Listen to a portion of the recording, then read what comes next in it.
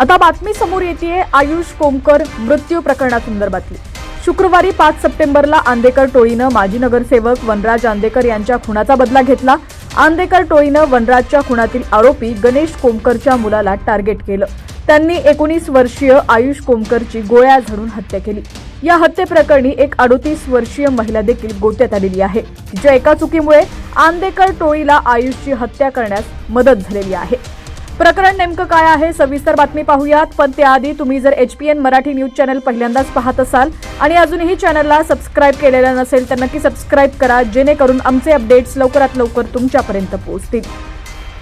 तसंच हीच बातमी जर तुम्ही आता फेसबुक किंवा इंस्टाग्रामवरती पाहत असाल तर आपल्या हक्काच्या HPN मराठी न्यूज चॅनलला नक्की फॉलो करा। वनराज आंदेकरच्या हत्येचा बदला घेण्यासाठी दत्ता काळे नावाच्या आरोपीनं कोमकर टोळीची रेकी केली होती। या प्रकरणी भारती विद्यापीठ पोलिसांनी त्याला अटक केली आहे। त्यांची जेव्हा कसून चौकशी केली गेली तेव्हा तो आंबेगाव पठार परिसरात एका घरात भाड्यानं राहत असल्याचं समोर आलंय। दत्ता काळेला बेकायदेशीरपणे घर भाड्यानं देणाऱ्या महिलेविरुद्ध पोलिसांनी आता गुन्हा दाखल केलाय। याबाबतची फिर्याद पोलीस कर्मचारी सारंग कर्डेकर यांनी भारती विद्यापीठ पोलीस ठाण्यात दिलेली आहे। पोलिसांनी दिलेल्या माहितीनुसार आंबेगाव पठार येथील गजानन कॉलनीतील एका 38 वर्षीय महिलेनं आपल्या चाळीतील खोली आंदेकर टोळीतील एका मुलाला भाड्यानं दिल्याचं समोर आलं। गुन्हेगार दत्ता बाळू काळे याला तिनं ती खोली भाड्यानं दिली होती। 30 ऑगस्ट रोजी 5,000 रुपये अनामत रक्कम घेऊन ही खोली भाड्यानं दिली होती आणि दरमहा 3,000 रुपये भाडे ठरलं होतं।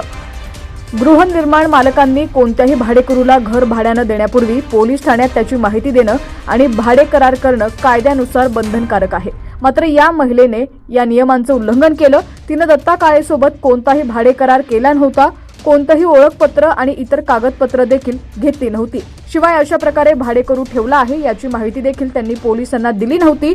महिलेच्या या एका चुकीमुळे आयुषचा गेम झाल्याचं सांगितलं जातंय।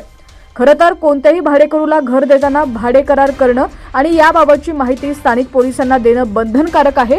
असं असताना संबंधित महिलेनं पोलिसांच्या आदेशाचा भंग केलाय। त्यामुळे दत्ता काळेला भाड्यानं घर देणाऱ्या घर मालकींविरोधात गुन्हा दाखल करण्यात आलेला आहे।